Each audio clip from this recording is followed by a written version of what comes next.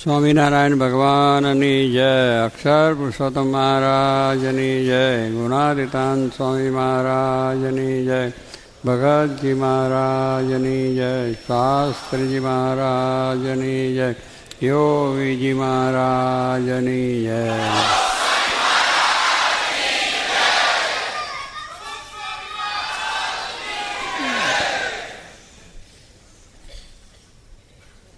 આજે મજગાંવ ને મલાડ, મર ને મલાડ એક જ, બે નહીં?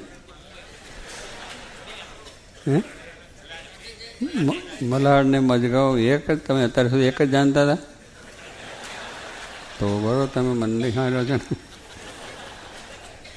એટલે બે ગામના એ સુવર્ણ તુલા ભાઈ કરી, મલાડ ને મજગાંવ એ ચાંદીની તુલા કરી. એટલે ભક્તોને બહુ ધન્યવાદ છે, કારણ કે ભગવાનના ભક્તો છે એને હંમેશા શુભ વિચારો આવે, અને જગતના જીવો છે એને જગતના વિચારો. એટલે જગતની અંદર આપણી બધી રીતનું છૂટથી પોતાના પૈસા વાપરે, ખોટે રસ્તે વાપરે, વ્યસનમાં વાપરે, કંઈક બીજા પ્રસંગોએ વાપરે.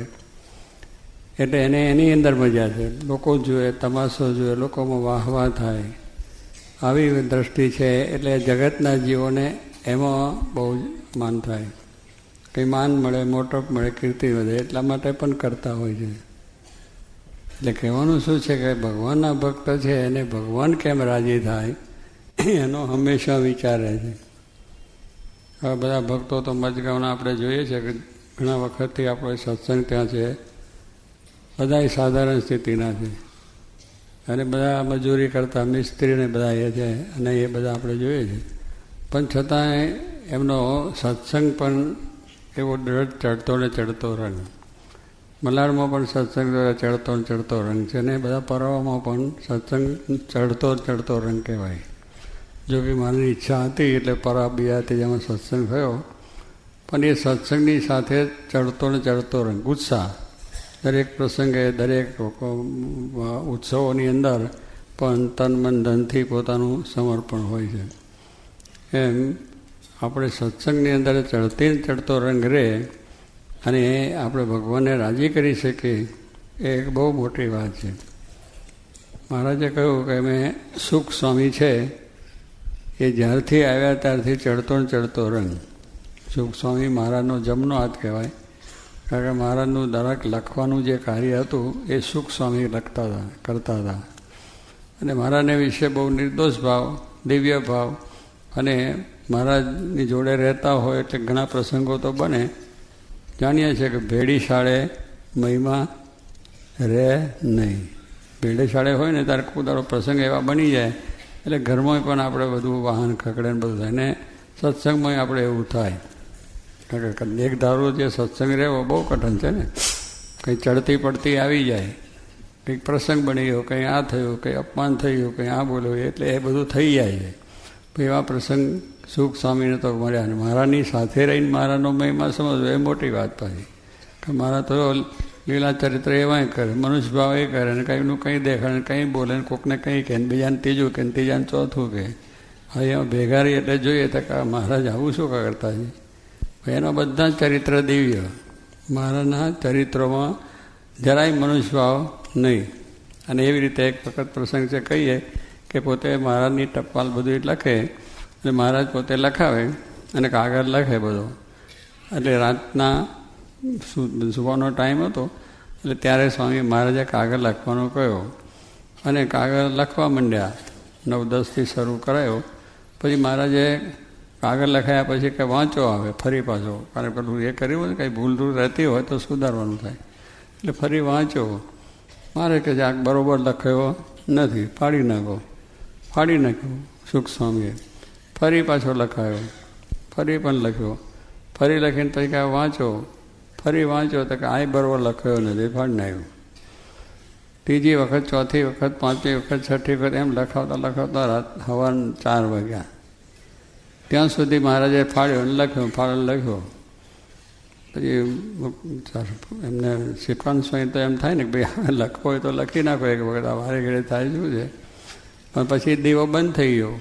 દીવામાં તે દર કોળિયા તેલના દીવા હતા એટલે એની ઉપર દીવો એ દીવાથી લખાતું હતું. અત્યારે લાઇટ બાઇટ ને બલ્બ નહોતા તે દર, તો એ દીવો બંધ થઈ ગયો એટલે તેલ ખૂટી ગયું.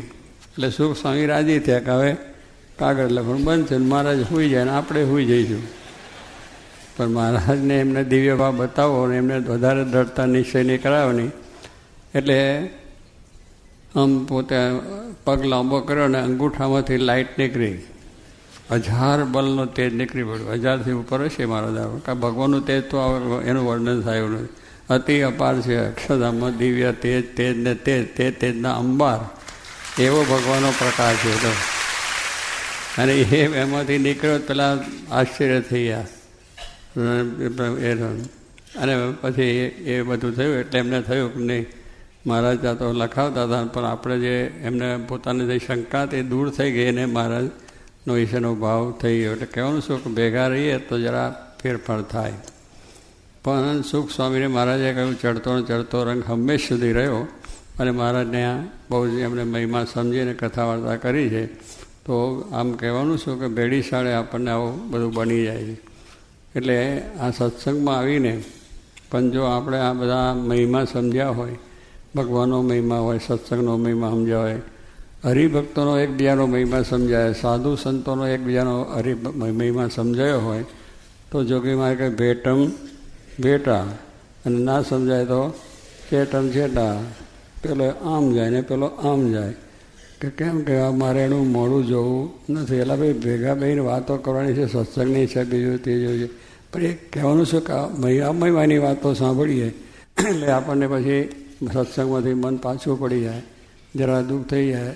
કદાચ આપણા વ્યવહાર સંસારમાં કંઈ આગું પાછું થયું હોય, ખોટ આવી હોય, ધંધામાં ખોટ આવી, અંદરનો કોઈને ઘરમાં ઝઘડા હોય ને એ બધું ના હોય, કોઈને બંધવાડ આવ્યો હોય, કંઈક ઉપાધિઓવાળું જીવન છે એટલે તરત મન પાછું પડી જાય. પણ આવા તો આપણે જોઈએ છીએ કે ભગવાનના ભક્તને તો ગમે તે મુશ્કેલી આવે, ગમે તે પ્રશ્ન આવે તો પણ એનો ચડતો ચડતો રંગ રહે. મહારાજની ઈચ્છા સુખ દુઃખ આવે સર્વ ભેળું તેમાં રાખજો સ્થિર મળે. એમ સુખ કે દુઃખ એ ભગવાનની ઈચ્છાથી આવે છે, ભગવાન કરતા છે. એટલે એ પ્રમાણે સમજીને જે કંઈ આવે એનો એ પ્રમાણે મહિમા સમજીને નિકાલ કરે. પણ મન સત્સંગમાંથી પાછું ન પડે. ગમે એટલા આપણે પ્રશ્નો બને, વ્યવહારિક પ્રશ્નો બને, ધંધાકીય પ્રશ્નો બને, અને બીજા અંદરના એકબીજા થાય, સત્સંગમાં પણ એકબીજાના થાય. કંઈક આપણે આવ્યા હોય અને સચવાયું ના સચવાયું હોય તો એ પાછું પડી જાય. પણ હવે આપણે જોઈએ છે ઘરમાં ક્યાં કોઈ બધું આપણું હચવાય છે, કોઈ હચવાતું નથી. આપણે ઘરમાં બધું રાત દિવસ મહેનત કરીએ છીએ અને કુટુંબનું પોષણ કરીએ છીએ, પોષણને બધું કરીએ છીએ, તોય પણ એ કંઈ આપણું બધું હચવાતું નથી. કારણ કે એકબીજાને એમ તેમ થઈ જાય. ત્યારે કહેવાનું શું છે કે ત્યાં આપણને કંઈ ખોટું લાગતું નથી અને કોઈ આપણને કંઈ આ ના કહે બીજું કહે અને કંઈક એવો પ્રસંગ બને તો પણ દુઃખ થતું નથી ઘરની અંદર. કારણ આપણે મહેનત કરો છો શું, બૈરા છોકરા માટે મહેનત કરીએ, કમાઈએ છીએ એને માટે, એને જ આપણે બધું આપીએ છીએ. પણ છતાંય આપણે કોઈ દાડો આપણા ઘરના બૈરા છોકરા આપણે જ્યારે ભાઈ બહાર ઓફિસથી આવ્યા તો ફૂલા લઈને ઊભા રહે છે, કહો વેલકમ, પધારો પધારો પધારો. એ વેલકમ કરતા નથી, કારણ કે એ સમજે છે કે આપણું કુટુંબ છે અને આપણે સમજીએ કે આપણું ઘર છે. એટલે આપણે કંઈ વેલકમ કરવાનું હોય નહીં. એમાં વેલકમ કરવાનું લાગે કે મને કેમ બેસાડ્યો, અહીં બેસાડ્યો, કંઈ બેસાડ્યો. ઘરમાં ગમે ત્યાં બેસી લઈએ છીએ. એમ એ નથી કહેતા કે મારા માટે ગાદી થઈ ગયો કેમ ના પાથર્યું. જો એને આપણે શું સમજીએ છીએ કે ઘર આપણું છે, તો ઘર આપણું સમજાય છે તો એનો કોઈ દિવસ અભાવ અવગુણ આવતો નથી. અને આપણે બહારથી આવ્યા હોય તો એ કંઈ બહેરા ઉઠીને કહેતા ને એટલે કે પાણી લે પી લો, કે ચાનો પાલો તો કે તમારી મેં મૂકવું હોય તો ચા તમારી મેં પી લો, એવું પણ કહે. છતાં આપણને અભાવ આવતો નથી, કારણ કે એક આપણું પોતાનું કુટુંબ છે અને આપણું પોતાનું છે. એટલે આપણે એમાં ખોટું શું લગાડવાનું. એમ સ્વામી કે આ સત્સંગ પણ આપણો મનાયો હોય કે સત્સંગ આખો છે આપણો છે. આપણે બધા સત્સંગમાં એક જ છે. મહારાજે કહ્યું ને સત્સંગ કે અમારી નાત ને જાત. આપણી નાત જાત શું સત્સંગી, એ પછી વાણિયા હોય, બ્રાહ્મણ હોય કે બધી ઘણી નાતો કહીએ, એ બધાને અંદર એક હમણાં વ્યાખ્યા કર્યું ને આપણે બધી નાતને એક કરી મહારાજે, એ સત્સંગી અમારી નાત. એટલે સત્સંગી જો આપણી નાત માની હોય તો પછી આપણે અભાવ કોનો આવે. ઘરમાં બધા આપણે એક જ છે અને એ પ્રમાણે જુદા જુદા સ્વભાવના છે તોય ચાલે છે. એમ સત્સંગમાં પણ આપણે એ રીતે સમજીએ એ આપણી છે, આપણું આ ઘર છે. સત્સંગ એ આપણું ઘર, પેલું નાનું ઘર છે, આખું વિશાળ છે. આપણું ઘર બહુ વિશાળ છે. એટલે જ આપણે દેશ પરદેશ બધા સત્સંગી એ આપણું કુટુંબ જ છે. જ્યાં જાઓ ત્યાં જે કંઈ ઠેકાણે જાઓ તો આપણું પોતાનું છે. એટલે કંઈ ત્યાં સન્માન બનમાન થયું કે ના થયું સત્સંગ, તો કે સત્સંગ આપણું જ ઘર મનાય. અને એ પ્રમાણે સત્સંગ છે એ આપણું કુટુંબ ગણાય છે. અને મંદિર એ આપણું ઘર. આ મંદિર છે એ આપણું ઘર છે. અક્ષરધામમાં જવું છે, અક્ષરધામ આપણું ઘર છે. એટલે મંદિર એ અક્ષરધામ છે. તો એની અંદર પણ આપણને જઈએ તો કંઈ પોતું માન સન્માન થાય કે ના થાય, બોલાય ના બોલાય, કે અમે ઘણી સેવા કરીને અમારું કોઈ પૂછતું નથી. આપણે કોને માટે કરીએ છીએ? ભગવાનને રાજી કરવા માટે. અહીંયા કોઈ વ્યક્તિને રાજી નથી કરતા, ભગવાન રાજી થાય એને માટે કરી. જેમ બધું કમાઈને બૈરા છોકરાને આપીએ એના તરફથી કે લાગતું, તો એમ જો સત્સંગ આપણો માન્યો હોય અને મંદિર આપણું પોતાનું માન્યું હોય તો મંદિર આપણું ઘર છે એમ જાણીએ તો ત્યાં આપણે પોતાની રીતે પોતાનું કાર્ય કરી લેવાય તો વાંધો ના હોય. પણ આ સમજણ ના હોય એટલે સત્સંગમાંથી મન પાછું પડી જાય. અને જો એ સત્સંગ દઢ થયો હોય તો કોઈ જાતનો વાંધો ના હોય. પર્વતભાઈ હતા એ કણબી ભક્ત હતા અને બહુ સારા જમીન જાગીરદાર હતા, આગળ પડતા પણ હતા. પણ ભગવાન શ્રીજીમાંનો નિશ્ચય દ્રઢ થયેલો અને એ મહારાજનો મહિમા અપાર એમને હતો. તો એ પ્રમાણે એ મહારાજની સેવા ભક્તિ બધી કરતા હતા. એક વખત ગઢડા ગયેલા, મને મહારાજ ત્યાં બિરાતા, સભા થાય અને સભામાં પછી ત્યાં તેગડે ઉતારાની વ્યવસ્થા નહોતી. અત્યારે આપણે ઉતારા છે ને એસી, ફરી એર કન્ડિશનની વાત, પછી પંખા પણ હોય ના હોય તો પેલા કૂલર પણ મૂકવું પડે અને ગાદી તકે કપાટ બધું તેજું સારું બધું જોઈએ, એવો જ જરૂર જોઈએ. હવે ભાઈ તમારે ઊંઘ આવે છે તો આમાંય આવશે ને આવશે, આવે તો બધી સગવડ કરવી પડે. એટલે ના નથી કહેતા, કરવાની ને તમારે કરવા, પણ ના મળે તો દુઃખ નહીં. એમ કહેવાની વસ્તુ શું છે કે ના મળે તો દુઃખ નહીં. જો સત્સંગ જીવમાં દ્રઢ થયો હતો, જીવનો સત્સંગ જેને કહીએ છીએ ને તેને જીવનો સત્સંગ હોય એટલે માન અપમાન સુખ દુઃખ સગવડ અગવડ હોય તો સત્સંગમાંથી મન પાછું પડે નહીં. પર્વતભાઈ પછી નદી કિનારે ઉતરે અને નદી કિનારેથી નાહી ધોઈ પાઠ પૂજા કરી અને દરબારમાં આવે. મહારાજ કથા કરતા હોય તે આમ કંઈ આગળ તો સભા આવીને બેસી ગયા હોય, પોતાના વહેલા કેટલાક માણસો વહેલા આવીને બેસી જ જાય, એટલે પાછળ આવીને બેસે. કથા સાંભળી પછી પાછળ 12 વાગે એટલે નદી કિનારે જાય અને ત્યાં કંઈ જે પોતાને ભાથવું હોય ને ખાવાનું ખાઈ લે અને પછી સાંજના કથામાં આવી જાય. એવી રીતે શું જઉં છું આવું છું, ખાવાનું પૂછતા નથી, હોવાનું પૂછતા નથી, કશું પૂછતા નથી. આવું એના મનમાં જરાય ના થયું. કાંઈ પોતાનું કુટુંબ માન્યું, પોતાનું ઘર માન્યું હતું. ભગવાન શ્રીજી માથે મોક્ષ છે, કલ્યાણ છે, એવી દ્રઢતા હતી તો ના થયું. છેલ્લે દાડે મહારાજે પર્વતભાઈ આમ પર્યંતક પગે લાગીને જતા હતા, પગે લાગ્યા. ઓ પર્વતભાઈ તમે ક્યારે આવ્યા? મહારાજ પૂછે 7મે દિવસે કે તમે ક્યારે આવ્યા? કે મહારાજ આપણી કથા શરૂ થઈ ત્યારથી આવ્યો છું અને દરરોજ તક ક્યાં તમે રહો છો? ક્યાં? કે નદી કિનારે. અને ત્યાં જ ત્યાં છે લઈને આવ્યા છે, ત્યાં ધાબળો ને બાવડો ઓડીને હોઈ જઈએ ને બધા હવન લઈને પાછા આવીએ છીએ. જમવાનું શું છે કે મગફળી છે એવું બધું ખાઈ લઈએ છીએ, ફળ ફૂલ જેવું, અને દિવસ કરીએ છીએ. મહારાજ કે એમ થયું? પછી કે આવા મોટા ભક્ત છે એની કોઈ ખબર નથી રાખતા. પછી મૂળજી બ્રહ્મચારીને બોલાયા, મહારાજના સેવક હતા ને એ પાછા કોઈ મહેમાન મોટા એવા હોય તો પછી મહારાજને ત્યાં પણ જમવાનું મળે. તો મૂળજી બ્રહ્મચારીની વાત કરી કે તમે આ પર્વતભાઈ આવ્યા છે એમની ખબર કેમ નથી રાખતા, ક્યાં ઉતર્યા છે, ક્યાં જમે છે, શું કરે છે? કે મહારાજ આ તો મહેમાન કહેવાય. જ્યાં દાદા ખાચરના જીવવા લાડુ બાબતો ઉત્સવ કરાવે છે ને એમને બધી સરભરા કરવાની, એમને પૂછવાનું, મને શું ખબર હોય? મારે કે લેવા બ્રહ્મચારી મહારાજ બોલ્યા, પોડાના હતા બિચારા. પછી જીવુબાને બોલાયા, કારણ કે ઉત્સવમાં આગળ પડતા હતા લીવુબા લાડુબાને બધા, કે આ પર્વતભાઈ આવ્યા છે એમને કંઈ તમે પૂછો છો જમે છે રમે છે? કે મહારાજ અમને શી ખબર, કારણ કે પર્વતભાઈ તો તમારી પાસે આવીને બે છે એટલે બ્રહ્મચારીને ખબર રાખવાની હોય, અમારી છે નહીં ખબર હોય. હા, જે તે કંઈ દાવ આપ્યો, ખો આપી દીધી. પહેલાં અહીંયા એ ખો થાય ખો, પેલો ખોલાને ખો આપે પેલો, એટલે કોઈને માથે નહીં. આ ખોનો ધંધો થાય કે મને ખબર. પેલા કે ભાઈ હવે બધા મળતા હોય, પર્વતભાઈને ત્યાંથી સુખ લેતા હોય, એને સારી રીતે જમતા હોય, બધા આપણે જતા હોય, બધું છે. પણ આવું થાય ત્યારે આખું એટલે કહે તો બ્રહ્મચારી જાણે, એમને ફરી પાસેથી ભાગ ઉતારી નહીં.